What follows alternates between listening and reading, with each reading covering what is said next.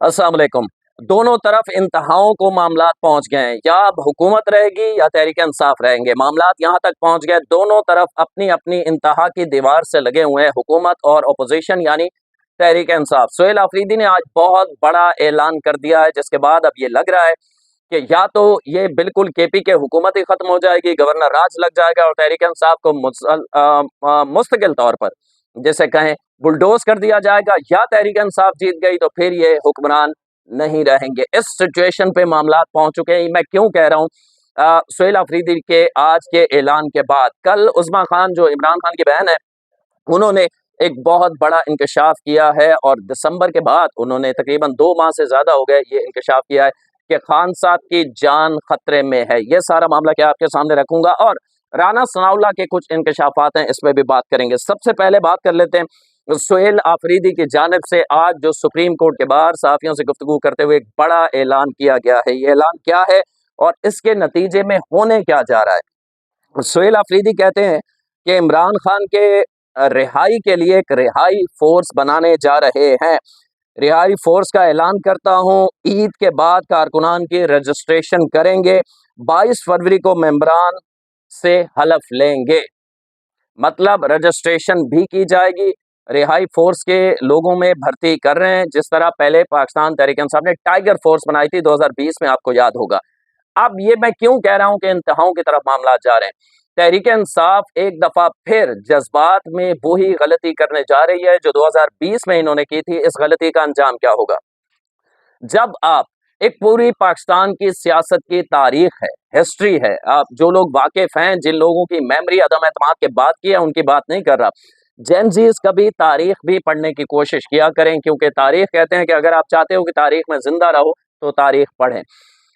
जुल्फकार अली भुट्टो साहब को जब अदालती उनका कत्ल किया गया, फांसी लगाई गई, तो उसके बाद गम गुस्सा था उनके साहबजादों मुर्तजा और जुल्फकार अली भुट्टो। इनके दरमियान हुआ क्या? इन्होंने एक जुल्फकार फोर्स बनाई थी, वो फोर्स की बाकायदा लोग भर्ती किए गए, उनकी ट्रेनिंग होती रही और इनका हदफ था कि ज़ियाउल हक को कत्ल करना है, उस वक्त के डिक्टेटर ज़ियाउल हक को कत्ल करना है। अब यहाँ पर तहरीक इंसाफ का मामला इसलिए मैं कहूँगा मुख्तलिफ है कि ना तो खुदा न खास्ता इमरान खान को कत्ल किया गया है, ना ही उन पे कोई झूठा केस बनाया गया है जो 190 मिलियन पाउंड है या तोशा खाना है। ये तो कह सकते हैं कि हुकूमत चाहती तो माफ कर सकती थी, लेकिन केस झूठे नहीं है, केस असली हैं। हेयरिंग जो भी सुनता है वो कोर्ट रिपोर्टर ये कहता है कि ये केस जेन्युइन है। अच्छा, दूसरा, ना ही कोई डिक्टेटर है इस वक्त। खान साहब की बात सुनी जाती है, हाँ जहां तक है उनके इलाज के हवाले से जाती मुआवजे से मिलवा दिया जाए, ये बात जायज है, तहरीक इंसाफ का मुतालबा, और ये भी जायज है कि उनके घर वालों की हफ्ते में एक दफा मुलाकात करवाई जाए। लेकिन साथ साथ ये कि आपने जब टाइगर फोर्स बनाई थी 2020 में, तो आपने टाइगर फोर्स बनाने के बाद नुकसान उठाया। सबसे बड़ा धब्बा क्या है तहरीक इंसाफ के ऊपर? 9 मई किसने किया? वही टाइगर फोर्स जैसे आपने ट्रेन किया था, जमान पार के अंदर बिठाया हुआ था कि पुलिस गिरफ्तार करने आएगी तो पुलिस पे हमलावर होना है। पुलिस पे हमलावर हुए। अली नासिर रिजवी जो इस वक्त आईजी हैं इस्लामाबाद के, उनकी एक आंख जाया हो गई, आपने देखा। फिर आपने देखा कि पुलिस के मोबाइलों को उठा के टाइगर फोर्स जो है कानून की अमलदारी किस तरह चैलेंज करते रहे कि पुलिस के मोबाइल नहर में फेंक दिया करते थे कि रेड लाइन है, खान साहब को गिरफ्तार थोड़ी कर सकते हैं आप। तो जब आप कानून से किसी शख्स को बालातर जहनों में डाल देंगे, बालातर है, इस पे कोई कानून नहीं, और इस तरह की फोर्सेस बनाएंगे तो फिर वही जो जुल्फकार का अंजाम हुआ था बाद में आपने देखा।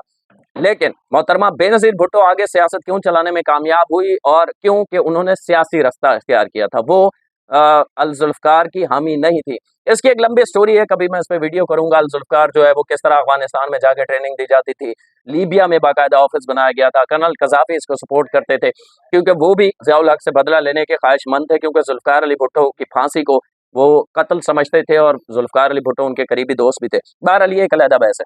तो सुहेल आफरीदी एक दफा फिर एक बहुत संगीन गलती करने जा रहे हैं। कहीं ऐसा ना हो कि ये जो रिहाई फोर्स आप बना रहे हैं ये उसी तरह अमल करे जिन्होंने 9 मई किया, जिन्होंने जमान पार्क में सारा कुछ किया। कभी भी सियासी जमातों की कोई फोर्सेस नहीं हुआ करती, ये बात जहन में रखिएगा। जो लोग इसमें रजिस्टर होना चाहते हैं या वो गुमराह ना हो, ये सिर्फ वो अपनी वजारत आला की सीट बचाने के लिए इस किस्म की हरकतें कर रहे हैं और इसके अलावा कुछ नहीं है। बाकी आ जाए जी, राना सनाउल्लाह का एक अहम टॉपिक और वो बयान, राना सनाउल्लाह का बयान इस वक्त सारी पीटीआई ये कह रही है कि राना सनाउल्लाह ने मान लिया है कि खान साहब डील करने के लिए तैयार नहीं है। अब राना सनाउल्लाह साहब ने आधी बात की है, पूरी बात कोई भी नहीं सुनना चाहता। उस आधी बात को कोट कर करके आप बार बार देखे जी खान साहब डटे हुए हैं। खान साहब डटे हुए नहीं है। खान साहब की आंख का मामला और जो उनकी बहनें हैं, कोई भी कितना डटा रहेगा यार। 1.5 साल 2 साल अब ज़हनी हालत भी खराब होती जा रही है खान साहब की, जो इत्तलात मिल रही है, चिड़चिड़ापन, गुस्सा आना, गाली गलौज करने लग जाते हैं अपने मशक्कती से, इस किस्म की बातें भी सामने आ रही हैं। तो राना सनाउल्लाह ने आज जो कहा है, बयान आपको पढ़ के सुनाता हूँ, फिर इससे आगे की बात मेरे इल्म में क्या है बता देता हूँ। राना सनाउल्लाह कहते हैं कि ARY न्यूज़ से उन्होंने गुफ्तगू की है, वो कहते हैं कि बानी पीटीआई के लिए 2 बार संजीदा डील की कोशिश की गई, 2 बार। एक दफा 26 नवंबर से पहले जब वो गोली क्यों चलाई वाला एक बयानिया बनाया था ना, और एक उसके बाद।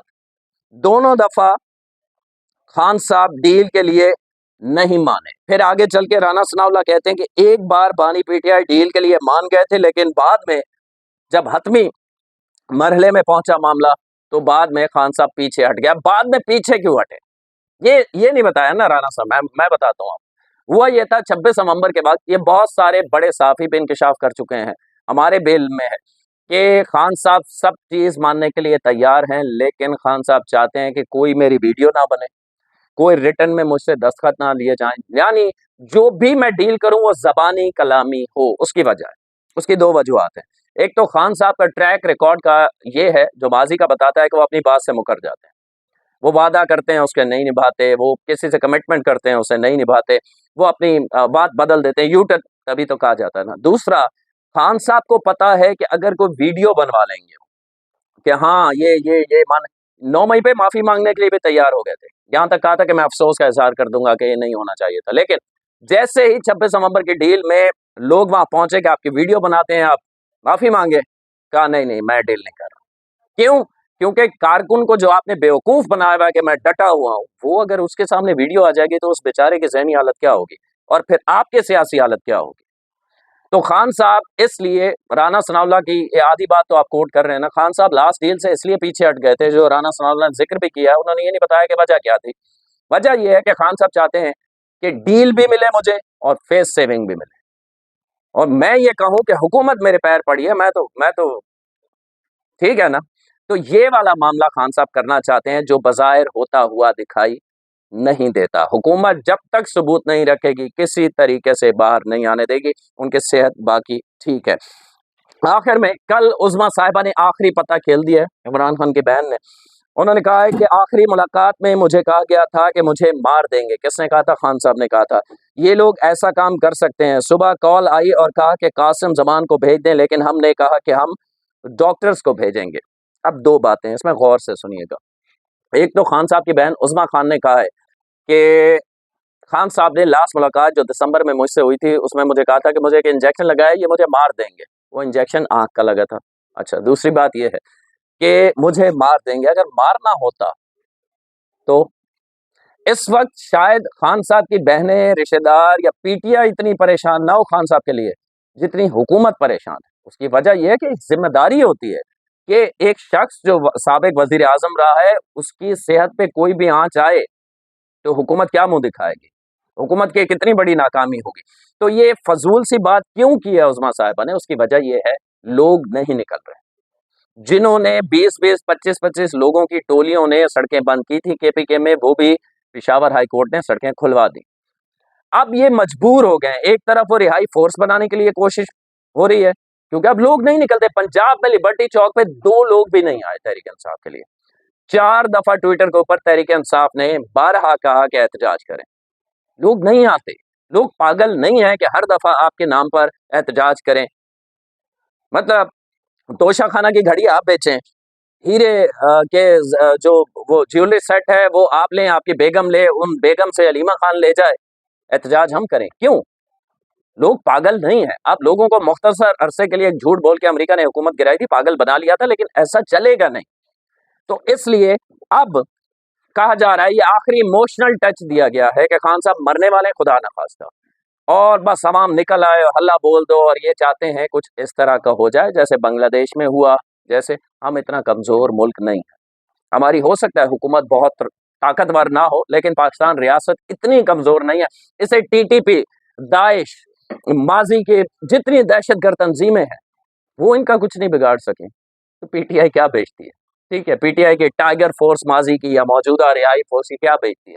तो सुहेल अफरीदी को भी पता है। दूसरा, मैंने आपको पिछली वीडियो बताया था, आज उसकी अलीमा खान ने तस्दीक कर दी। अलीमा खान कल अलीमा खान ने बात करते हुए कहा है, मैंने आपको बताया था कि खान साहब की जब डॉक्टर्स जा रहे थे उनका चेकअप के लिए तो एक फैमिली मेंबर को बुलाया गया था। हुकूमत सही है, आज अलीमा खुद तस्दीक कर रही है।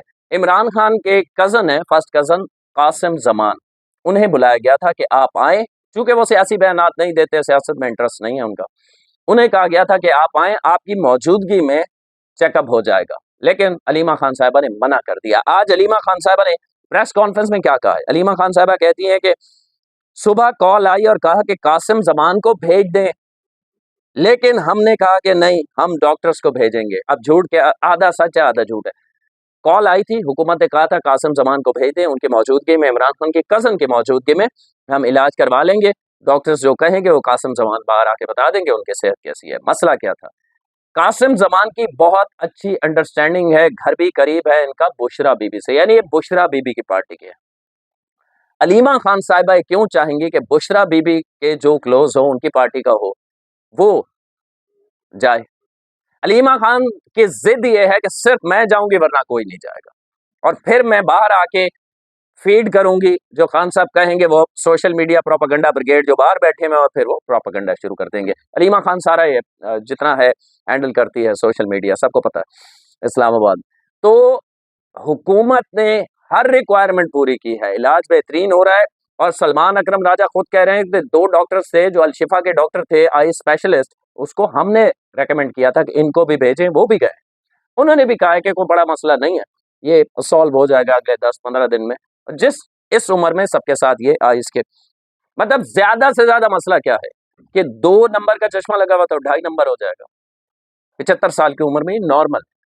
इसके अलावा कुछ भी नहीं है, लेकिन इस पे प्रोपेगेंडा हो रहा है। और मैंने आपको पहले ही बताया था कि हुकूमत ने एक फैमिली मेंबर का कहा था, अलीमा खान खुद मान गई हैं, कासिम जमान को बुलाया था, लेकिन कासिम जमान जाते तो फिर अलीमा खान की वैल्यू ना रहती।